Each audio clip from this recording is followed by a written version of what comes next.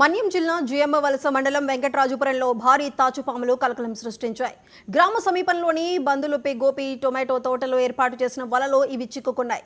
వలలో నుంచి బయటపడలేక బుసలు కొట్టడంతో రైతులు గమనించారు. పొలం సమీపంలో మృతి చెందిన మరో భారీ తాచుపామును గుర్తించారు.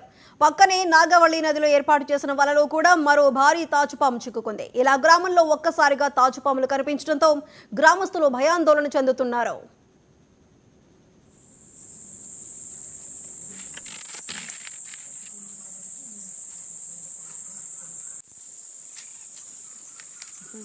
పామేది అదిగో పర్లే